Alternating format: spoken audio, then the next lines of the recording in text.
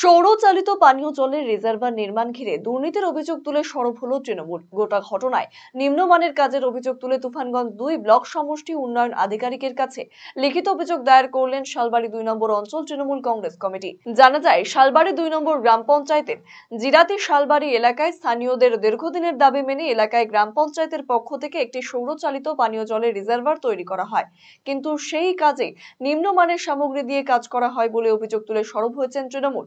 গত পঞ্চায়েত নির্বাচনে একক সংখ্যক গণিষ্ঠতা পেয়ে শালবাড়ী 2 নম্বর গ্রাম পঞ্চায়েতের ভোট গঠন করে বিজেপি। তৃণমূলের দাবি, বিজেপি পরিচালিত গ্রাম পঞ্চায়েত হয়ে প্রধান স্বজন পোষণ করে বিজেপির পঞ্চায়েত সমিতির সদস্যকে সেই কাজ পাইয়ে দেয় বলেই অভিযোগ।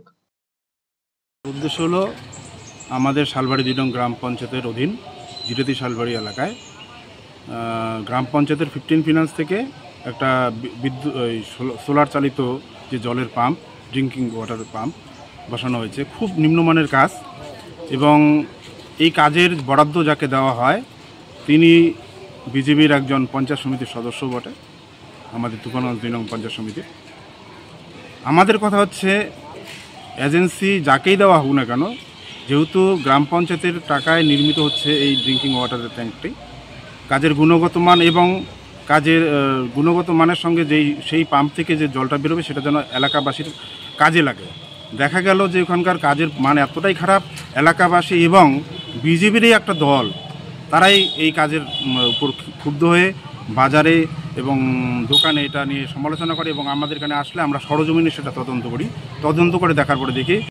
যদিও তৃণমূলের তোলা অভিযোগ মানতে নারাজ ওই পঞ্চায়েত সমিতির সদস্যা পার্বতী দাস।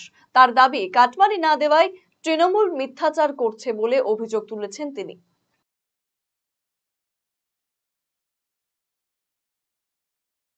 পেপারসটা যেহেতু আমার না, একটা এজেন্সির নামে পেপারস, সেটা দাস এজেন্সির নামে পেপারস, সেটা আমার হাজব্যান্ডের পেপারস।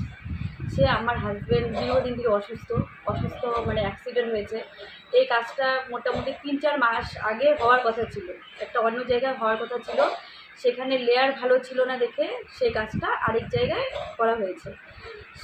আমি তো পঞ্চায়েত সমিতি হিসাবে সেখানে আমি কাজ করিনি, সেটা আমার হাজব্যান্ড কাজ করেছে।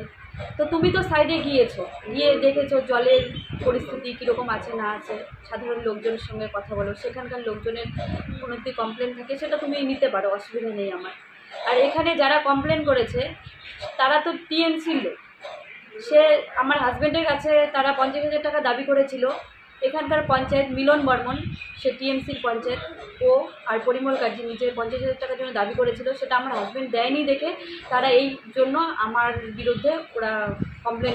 রায়গঞ্জবাসীদের জন্য সুখবর, যারা দীর্ঘদিন ধরে জয়েন্টের ব্যথা এবং হাড়ের সমস্যায় ভুগছেন তাদের জন্য রায়গঞ্জ দিশারিতে আসছেন RN টেকোর হাসপাতালের জয়েন্ট রিপ্লেসমেন্টে ভারত বিখ্যাত অস্থিরোগ বিশেষজ্ঞ doctor Barun Dutta, MD DNB। এখন থেকে প্রতি মাসের নির্দিষ্ট দিনে ডাক্তারবাবুকে দেখাতে আজই যোগাযোগ করুন দিশারি হেলথ কেয়ার, উকিলপাড়া, রায়গঞ্জ শাখায়। যোগাযোগ করুন 7477785509, 7477785512 এই নম্বরে।